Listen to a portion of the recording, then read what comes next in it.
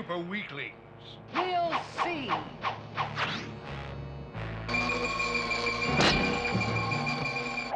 That's a good bail on film, though. But you want to know what happened? Is this damn ass rock. Don't you just hate when that happens? See, look. You got thrown off your board. See the skid mark you made with the rock? And then here's the damn ass fucking gay damn ass rock. I was cautiously optimistic about Wonder Woman 84 after hearing Pedro Pascal was attached to the project. I liked the first Wonder Woman enough, but I'd only seen it once at that point. A lot of the promotional material looked kinda dumb, but I was ready to give it an honest chance when I saw it on Christmas Day in 2020 on HBO Max. Sadly, I thought it was really bad. Wonder Woman 84 was the first direct sequel in the DCEU. It's worth noting there are only 4 direct sequels in the history of the DCEU, with those franchises being Wonder Woman, Shazam, Aquaman, and Suicide Squad, despite Suicide Squad being more of a soft reboot and reinterpretation of the team. Anyways, with that also came a much less rocky production. The writers from the first film did not return to write the sequel, with Patty Jenkins and Jeff Johns working together on this entry. They worked a bit on the first one for the script, but neither were credited for their contributions. The most notable thing about its road to release was probably the fact that it was definitely intended to have a theatrical release and ended up going straight to HBO Max due to COVID restrictions putting the movie industry on hold back in December of 2020. It also started HBO's year-long experiment to put films day and date on HBO Max and in theaters. People feared this was the end of theaters, but ironically I think it started to stealth kill another aspect of the film experience, physical media, and had little effect on theaters, as if the film is quality, people want to go see it in theaters still, as evidenced by Barbenheimer as a cultural phenomenon and the numerous flops that came to theaters last year. Physical media, on the other hand, kind of pulled from streaming sales, so companies started putting streaming stuff up first, which in turn caused physical media like Blu-rays or DVDs, which typically come out after now, to start declining in sales and getting pulled out of stores like Best Buy, and the older generation starting to stream films because it's more convenient. As a physical media collector, I'm moderately annoyed, but I care more about boutique stuff and movies that are next to lost media that are likely not going to play on anything but Tubi and stuff in really low quality. So if we don't get the next Wonder Woman movie on Blu-ray, I'm not that heartbroken. Regardless, I had to fit in a rant about that because I'm a physical media fan. There wasn't really any controversy surrounding this film or that impacted the production, but Gal Gadot worked with a bunch of celebrities to make a cringe-inducing cover of John Lennon's Imagine during early COVID lockdowns to restore hope to us peasants who had to get in a knife fight at Costco just to get some toilet paper. She worked with her fellow Wonder Woman co-star Kristen Wiig and several other random Hollywood stars. You know, this virus had affected the entire world, everyone. Doesn't matter who you are, where you're from, we're all in this together. Imagine there's no heaven. It's easy if you try. You may say that I'm a dreamer. I think she was actually trying to do something here, but it felt like a bit of a miscalculation, seeing all these celebrities sitting in their multi-million-dollar mansions singing to us peasants about how we can come together and change the world or some shit. Well, I can't even wipe my swampy ass due to people panic buying 3 years worth of toilet paper. And also not having a job because we were all just laid off 3 days ago. It looked pretty bad.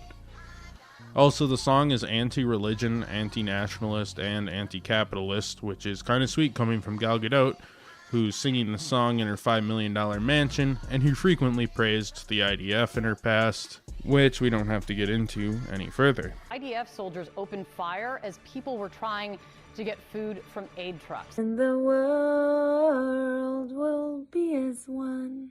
It was a real tone-deaf move, and honestly, was an embarrassing move on Gal Gadot and company's part.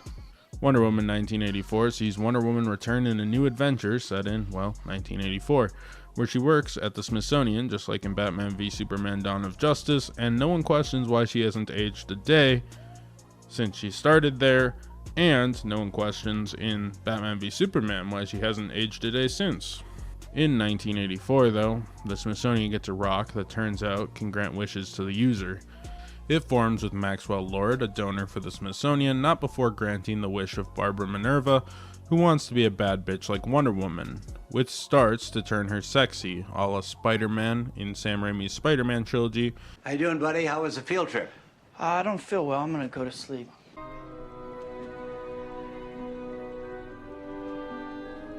When Peter Parker takes off his shirt to reveal he's ripped.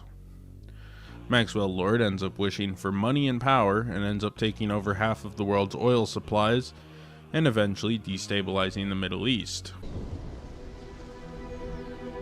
Your wish is granted. And in return, I will take your oil. Meanwhile, Wonder Woman's wish of seeing Steve Trevor revived is granted, with the caveat that Steve possesses a guy known only in the credits as Handsome Man, and they fuck a bunch, which may or may not make Wonder Woman a sexual assaulter.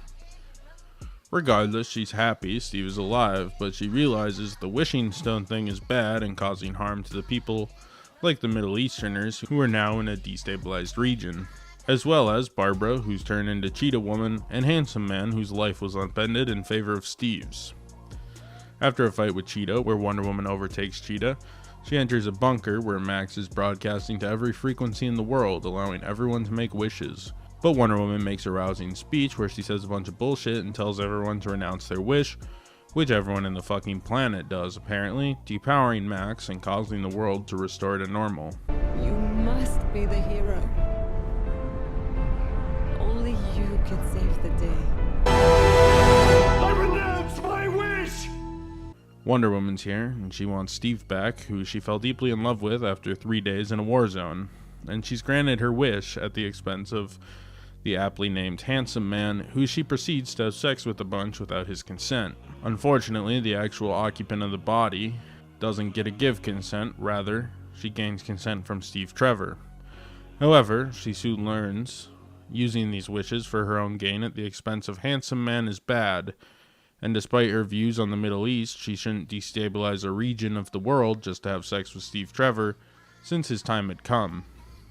Wonder Woman in the film is a really bizarre character, as is everyone, however, the consequences of her actions being incredibly questionable, and for the first 2 hours of the 2.5-hour runtime, she doesn't really do anything but passively sit there and have fun with her boy toy Steve Trevor in the body of Handsome Man.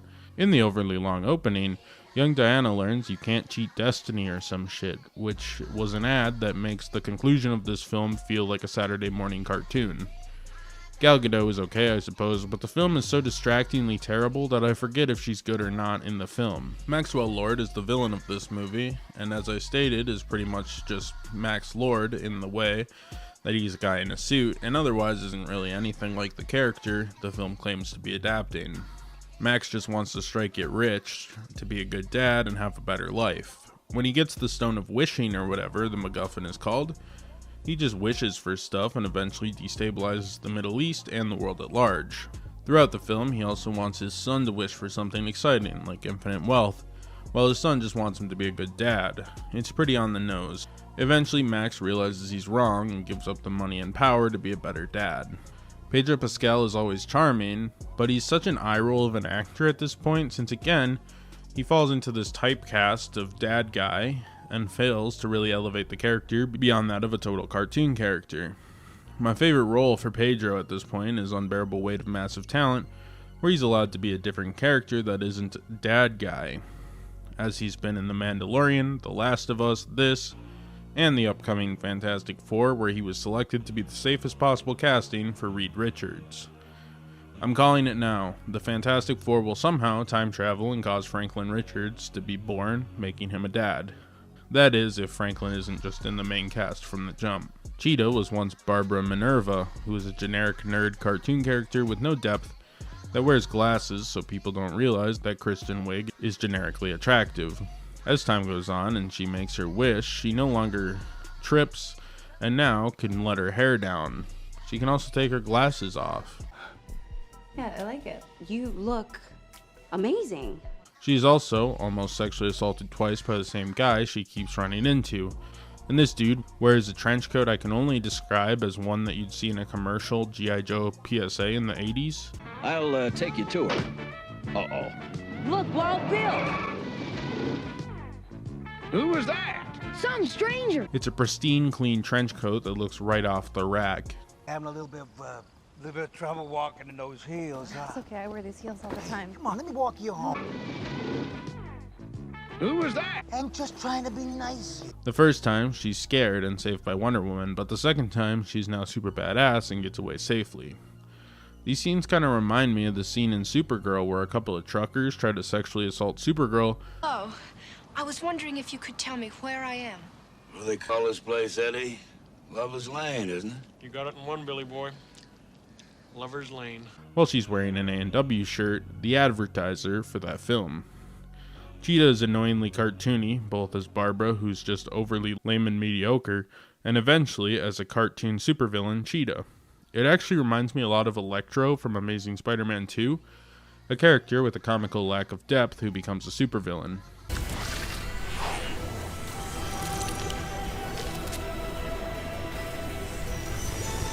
Perhaps just make Barbara a normal woman who looks up to Wonder Woman, then learns it's a double-edged sword and not everyone can handle the responsibility or something like that, and that it's okay to just be you.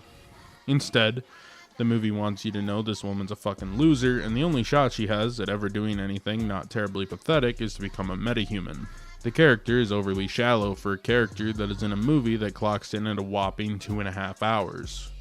Kristen Wiig plays the cartoon character well enough, but she is a cartoon character with the depth of a villain of the week, established in a 20-minute cartoon, not a film character. Finally, we have Steve Trevor, who wakes up in the body of a man decades after his death. He is struggling to grasp the new world, but is impressed by it, and he loves Diana, but ultimately tells her that his time has come long ago and it's time to let him rest. His character arc is probably the most reasonable one in the movie, because he's the most deadpan and not super cartoony, which is interesting because he was kind of, at least partially, the comic relief of the first Wonder Woman. Overall, we really only have 4 notable characters in this movie. You know, the one that's 2.5 hours long.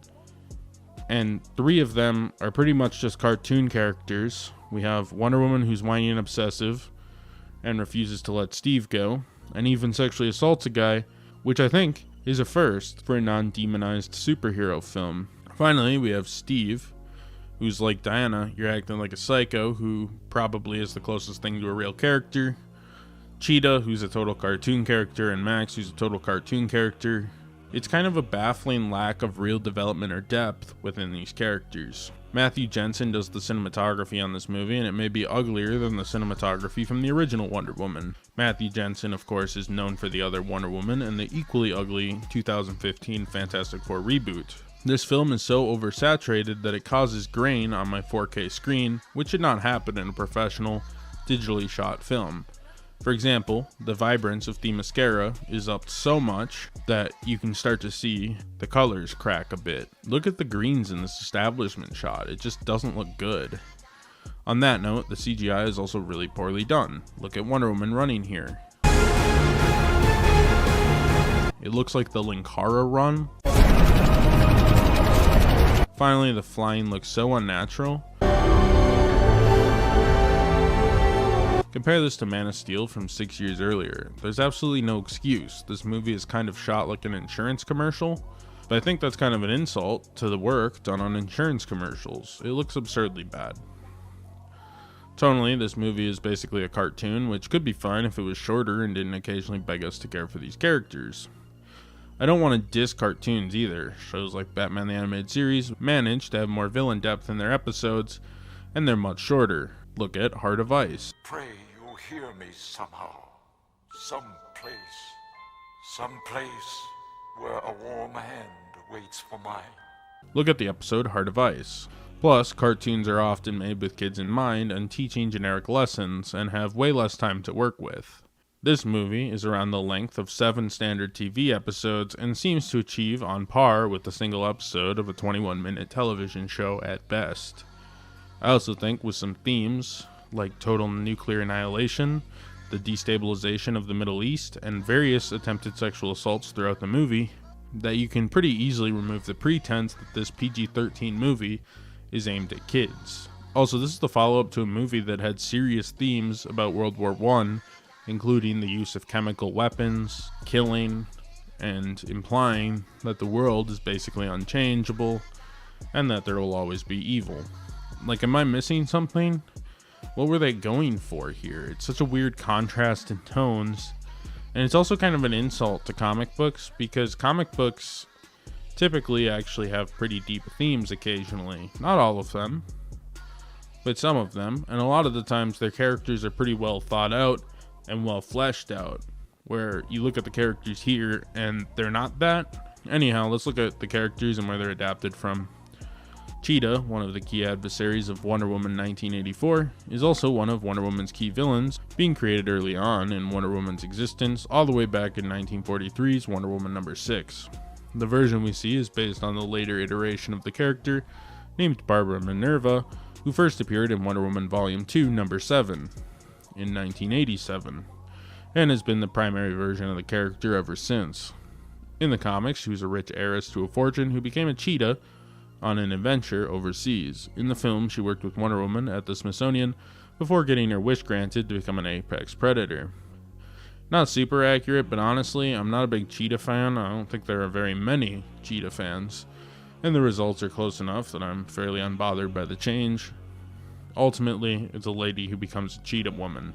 Max Lord in the comics premiered in Justice League number 1 from 1987 as well, and was the leader of the government-assisted Justice League International throughout its run.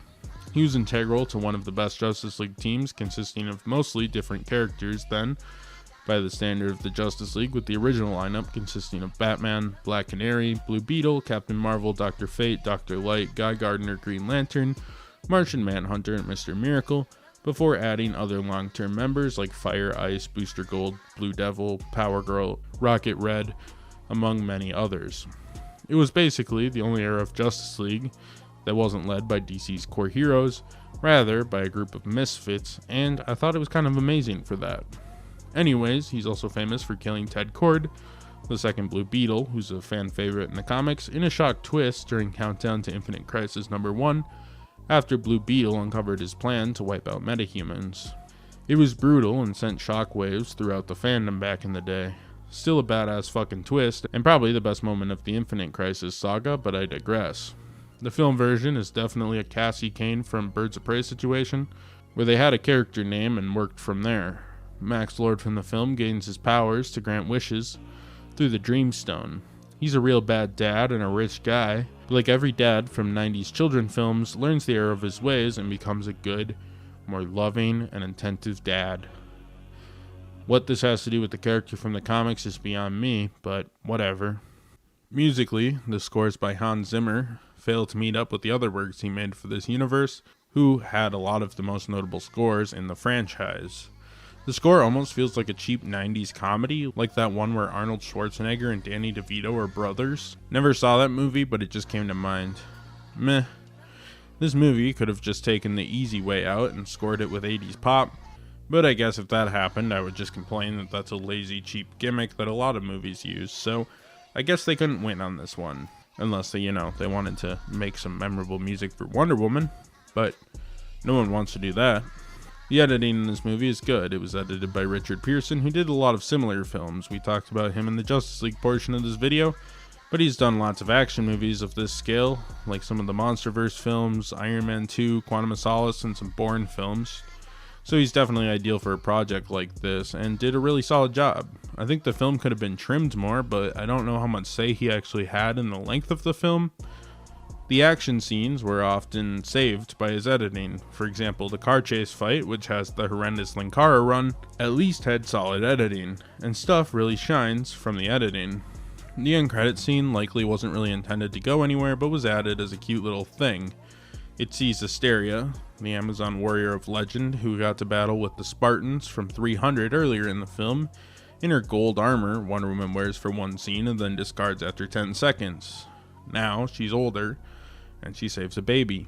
The character and her armor were totally pointless, so no one would care if she showed up. What makes it notable is that the character was portrayed by Linda Carter, who portrayed Wonder Woman in the 1970s TV show and pilot film That has since gone on to be Wonder Woman's most popular interpretation, up until Gal Gadot took the character to the big screen. It's cute, I guess, and actually attempts to pay off the epic armor warrior of mystery subplot that took up 10 minutes of the movie, just to be paid off with Wonder Woman wearing the suit for 5 minutes and then nonchalantly discarding it.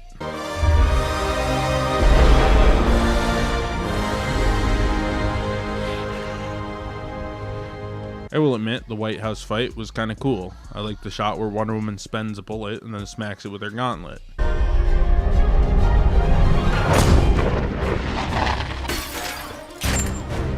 That was kinda cool. It all kind of rings hollow though, in service of a movie with some of the worst villains ever put to screen in superhero film, but whatever.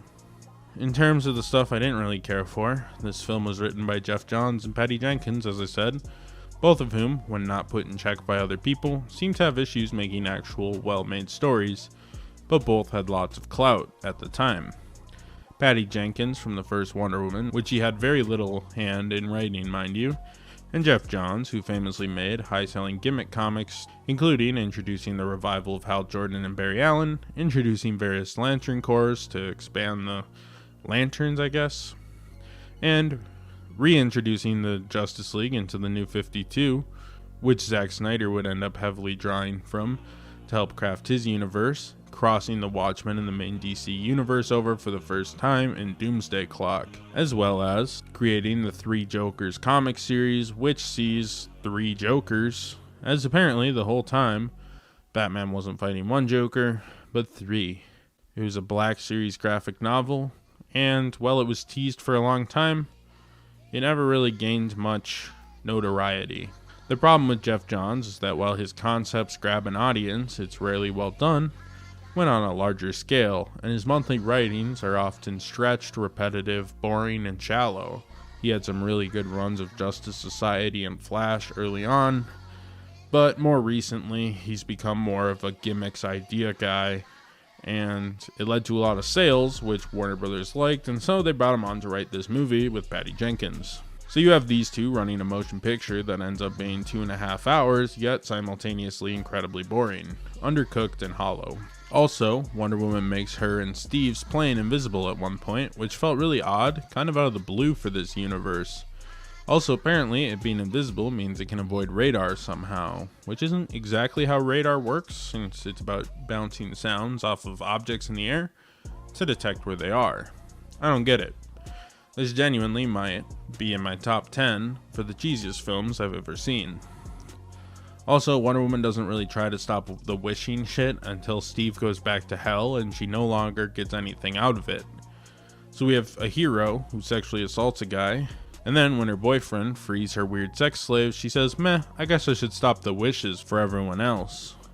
That really isn't good motivation for a hero, but that's kind of what we get on screen. Also, the CGI, as I stated, was horrible. It looks like something whipped up in a basement. It'd be fine for like a fan project or something, but for a DC film that costed hundreds of millions of dollars, pretty weak. Horrid CG aside, why did we need all the build up to this invincible super armor when Wonder Woman just takes it off after 2 seconds into the confrontation she dusted it off for? That's 15 easily trimmable minutes. All you have to do is write out the stupid pointless super armor, and that whole fight was undercooked anyways. Maybe do something more interesting. She just beats up Cheetah, who looks terrible, and Cheetah's like, "Aight, sorry." Then she says a speech to Pedro Pascal and says the nuclear apocalypse will happen if we don't give up our wishes, and he says, "Aight, sorry." That isn't even to start talking about the boring location and muddy coloring for the shot composition in these scenes.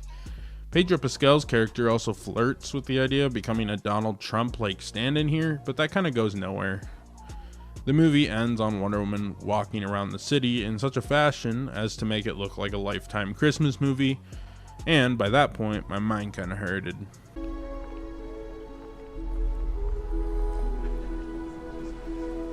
Happy holidays. See you around.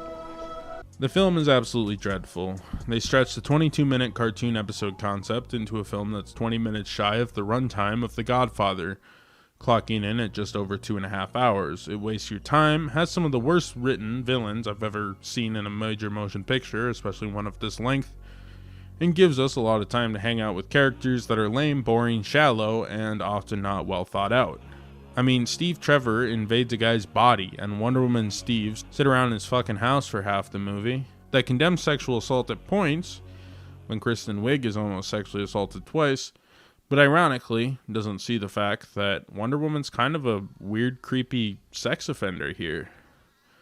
The film is also ugly, the CGI is bad, the directing is fairly poor, the writing is even worse, and the occasional good action scene can't save this film from feeling like total trash.